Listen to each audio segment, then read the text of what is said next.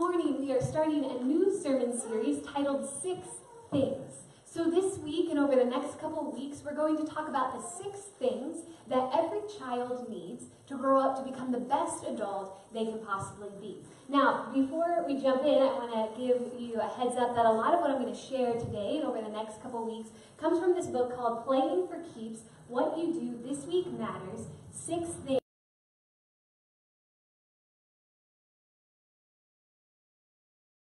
curriculum that we use for our children in Sunday school. So if you're interested about what I share and want to learn more, I recommend checking out Playing for Keeps. So that's my infomercial, but if you want to learn more, check this book out.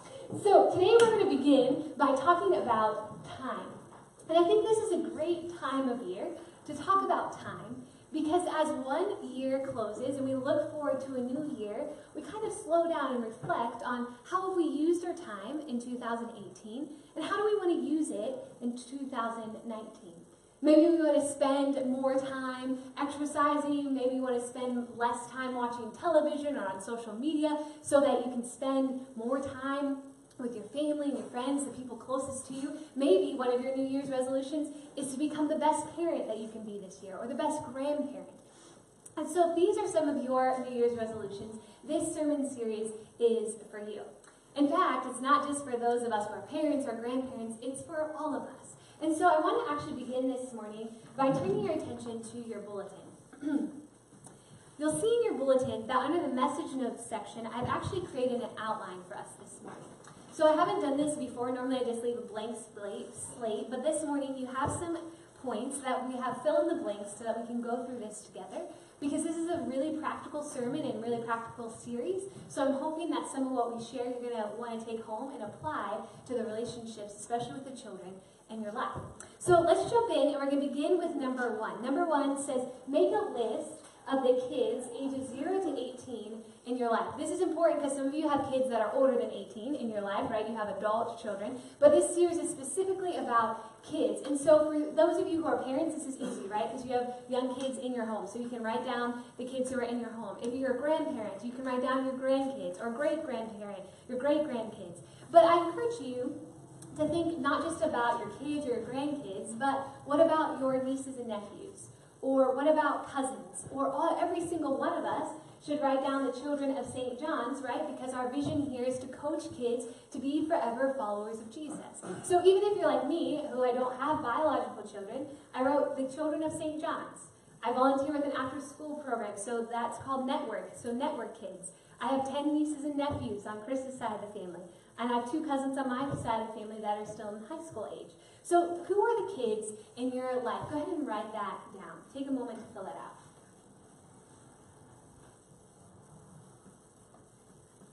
And as you're writing the kids, I want you to think, who are some of the other kids beyond your family and church? Who are some of the kids that you might hang out with in the neighborhood? Who are some of the kids you might teach or coach at school or take care of? And to write a list of the kids in your life. Because every single one of us, no matter how young or old we are, have kids in our life. Then in fact, it's our role as adults to invest in the next generation. We don't get to get off the hook. In fact, if you think about it, all of us are only alive today because some adult cared enough to invest in us to help us grow into adulthood, right? We're only alive because we had a mother who gave birth to us. We had some adult somewhere who cared enough about us to not let us starve to death when we were little or to run out in the middle of a busy street, right? We only survived into adulthood because adults took time to invest in us and care for us. And I think it becomes really easy for us sometimes to complain about the next generation. I think every generation has always complained about the next generation. Like, we don't understand why they have so much screen time or why they watch YouTube or, like, they don't floss their teeth, but they do, like, the little floss back kid thing, so we just don't understand always the next generation. But sometimes instead of complaining about them, what if we cared for them? And what if we invested in them to help give them a chance at the best future possible? Because as we have seen, this is point 2 that I really want to focus on today, that time invested over a lifetime impacts a child's history. And you know this to be true if you think about your life. You can think back on your childhood and think about memories that you have, people who invested time in your life, and how those memories shaped your childhood and shaped your history and impacted your future. And all of us who are adults have this responsibility to use our time to invest in the next generation. So I want to begin this morning by talking some about time. First of all, God created time. If you think about it, God is infinite, and God is beyond and above our understanding of time. God's not limited by time, but God created time for us. In fact, if you look at Genesis, in the creation story, Genesis chapter 1, God created light and called it day, and the darkness God called night, and there was evening and there was morning the first day. From the beginning of creation, God ordered time into the universe to give us structure to the world. So God created time, not just for order, but I think God created time because there are some things that can only be understood and communicated over time. I mean, think about this. You continue to grow and learn your whole life, right? You don't learn everything you need to know in a single moment, but you continue to learn and grow over time. You don't raise a child in a day, but you help them grow over years. That there are some things so profound and mysterious that they can only be understood over time. And one of those things is God's love. I mean, if you think about the story of the Bible, you can think all the way back to Genesis, when shortly after God created the world, Adam and Eve eat the forbidden fruit, and sin and darkness enter into the world. And God could have fixed the sin problem in an instant. God could have done that. But instead, God chose to use time to communicate the full extent of God's love for us. So God chose to work through a couple named Abraham and Sarah, that they would give birth to Isaac, and they'd be the parents of the entire Jewish nation that become as numerous as the stars in the sky. And they become so numerous that that neighboring superpower of Egypt would enslave them, and they'd be in slavery for 400 years.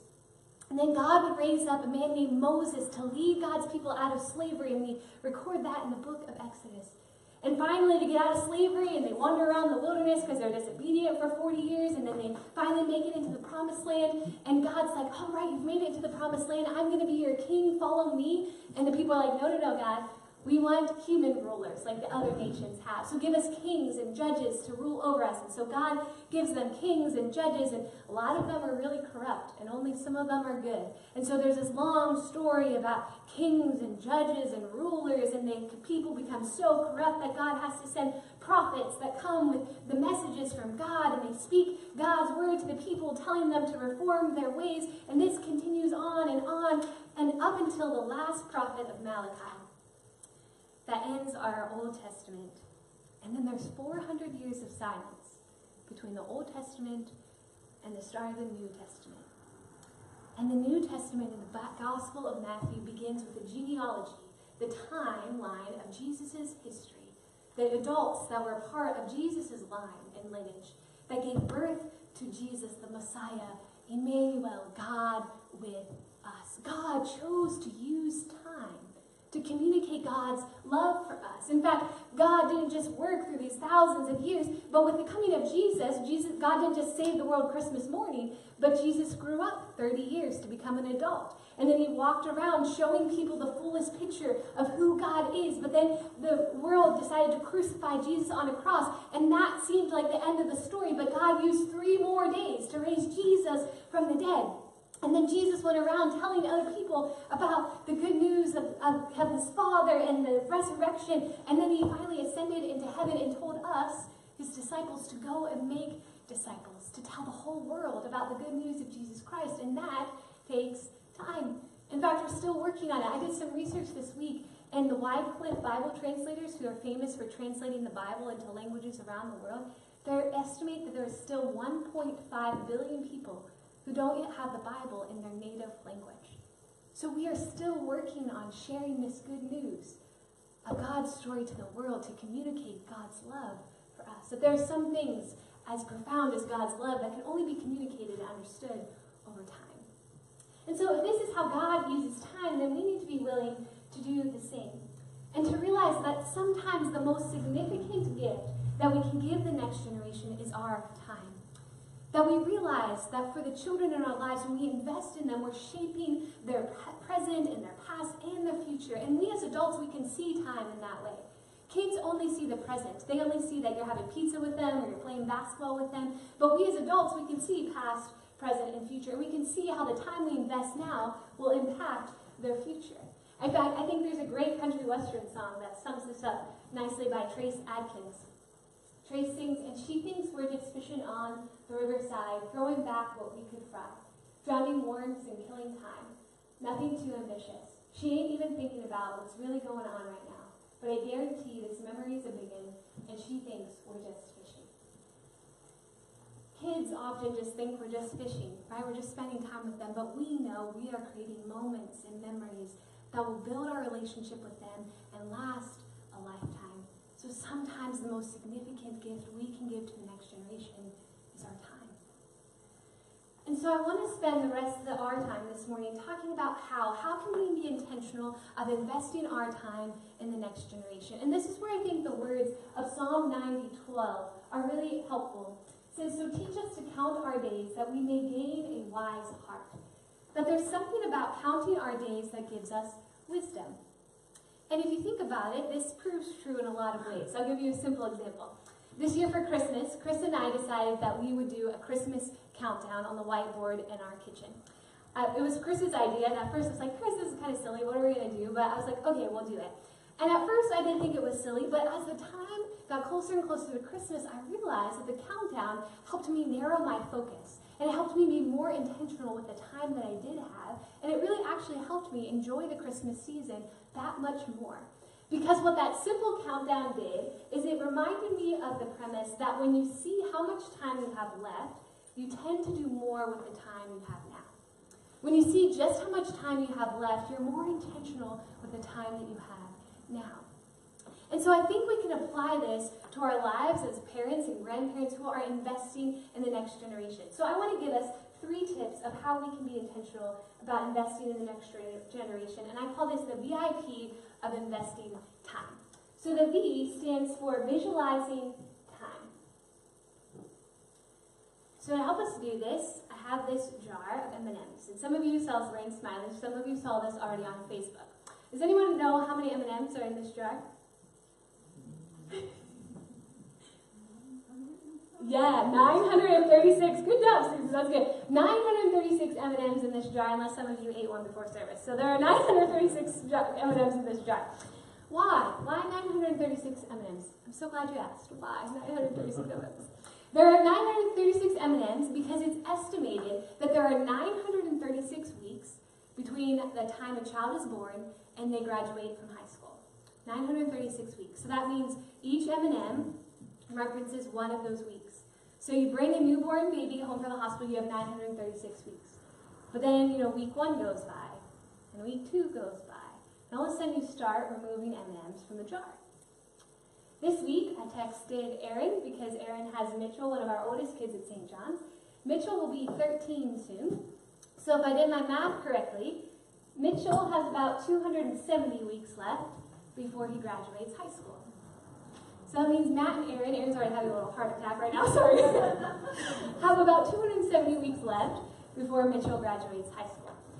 Now, this is not designed to give Erin a heart attack, nor is it designed to cause panic for any of you who have children in your lives older than Mitchell, but it is to make a point that when we realize how much time we have left, we're more intentional with how we use that time. Like you add a countdown clock to any game, from the NFL to playing Pictionary with your kids, you notice that as the countdown gets closer and closer to 0, the energy and the focus and passion of the game increases. And it's to be true in our lives as well, that when the time with our children decreases, hopefully our energy and passion and focus increases. So step 1 is visualizing your time. So I would encourage all of you to take a moment this week to visualize the time you have left with the kids closest to you in your life. So you can see I just use simple mason jars and M&Ms. I have a list in your bulletin of the estimation of weeks based on how old the children in your life are. So you can use anything, M&Ms, gumballs, marbles, paper clips, whatever you want to represent visualize the time with the kids or grandkids that you have left in your life. Because when you realize how much time you have left, you're more intentional with how you spend that time. Visualizing time, that's the first step. The second is initiating rhythms. So when we're looking at 1 week at a time, we as parents or grandparents or adults in kids' lives, we can see and look at the whole week. And we can think, what are the best rhythms that we can help create for the kids in our lives? So when's the best time to do homework? When's the best time to do chores? When's the best time to have family night? When's the best time to eat together? When's the best time to see extended family?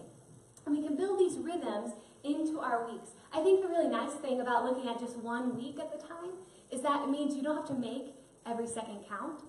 You don't have to make every minute a teaching opportunity. Just look at 1 week at a time and consider how you can make the rhythms in your children's life benefit them. Because the rhythms that you set as their parents and grandparents may impact them their entire life. For example, when I grew up, my mom always, every Saturday morning, we'd have a special breakfast and then we'd clean the house. Every Saturday morning, that was a part of our family rhythm, and it still impacts how I live my life today. So you who are parents or grandparents can be intentional about the rhythms that you create with the kids in your life. Also, not every week is created equally, right? So some weeks are Christmas vacation weeks or birthday weeks or milestones like graduation or losing your first tooth. And so you get to have the opportunity to celebrate those weeks with your kids as you look at the rhythms of your life. So visualize your time, initiate rhythms, and lastly, protect your weekends. Weekends are for relationship. It's the time when your kids don't have to go to school, and so you can spend more time with them. And if you only have 936 weeks, you only have 936 weekends. So make the most of those opportunities to create positive family memories. Make sure that you have an answer so that when someone asks you, hey, do you have plans for this weekend? Make sure you have an answer, because if you don't, then other people are going to plan your weekends for you. And make sure you're intentional about how you spend the time with your family and the kids in your life, especially on the weekends, to make them matter. I want to close this morning with a story about a woman named Esther. Her story is recorded in the book of Esther in our Old Testament. This story takes place during the Persian Empire, and in this story, the king decides to look for a new queen, and through a series of events, Esther becomes the new queen. However, really quickly after Esther becomes queen, one of the king's officials named Haman makes the king make a decree that he wants the king to kill and wipe out all the Jews living in the Persian Empire. The king agrees to Haman's decree, and this news reaches Esther. The problem is the king doesn't realize that Esther is also a Jew, and so her life is on the line. When this news reaches Esther, the question is posed to her, Esther, who knows? Perhaps you have come to royal dignity for such a time as this. And so Esther uses time. She asks her people to pray for her and fast for 3 days. And then she has a banquet that she invites the king and Haman to come to. And the king says, Esther, up to half my kingdom, I'll give you anything you want. What is it that you're asking for? But Esther doesn't say anything. And she invites the king and Haman back to another banquet. And the same thing, the king says, Esther, up to half the kingdom, I'll give it to you. What is it that you want? And so she finally tells the king about this decree, that her very life is at stake because of his decree. And the king is shocked because he didn't realize the full extent of this decree. And so he reverses the decree and saves Esther and all the Jews living in the Persian Empire. And I think what's so powerful about this story is that God clearly appointed Esther for such a time as this, that she could save her people and give them a better future. Church, I think like Esther, we are parents and grandparents and aunts and uncles, teachers, Sunday school teachers, neighborhoods, babysitters. We are the parents to the children in our lives for such a time as this. I think God has placed us in the roles that we have for such a time as this, that we can give the kids in our lives a better future. We began this morning by making a list of the kids in our lives. And I encourage you to look over that list this week, to think about how much time you have left with those children, and to be intentional about what you do with that time. You'll see my last point on the notes is, what do you want to do with the kids in your life with the time you have left? Maybe you want to tell them a certain story. Maybe you want to give them a certain skill, help them learn a new habit. Maybe you want to do family devotions or read scripture with them or talk with them about your faith or go on a family vacation. I don't know what it is. But I want you to think about the time that you have left with the children in your life and be intentional about how you use it. Because your time invested in their lifetime will create and impact their history. And like Esther, I think God has called us to be the role models to the children in our lives for such a time as this. Let us pray. God, we thank you for the weighty responsibility it is to be a parent or a grandparent, or really even just to be an adult, to invest in the lives of the next generation. And God, forgive us sometimes when we complain or we're apathetic or lazy. But God, give us strength and intentionality to do the best that we can to invest in the next generation. God, we know we're not perfect. We're going to mess up, and if that's okay, God, we thank you for your grace and love in that. God, thank you for the incredible model that you give us, that you as a loving parent unconditionally love us and help us to do the same for the children in our lives. God, help us to be intentional with the time that we do have to help the kids in our lives forever follow Jesus. It's in his powerful name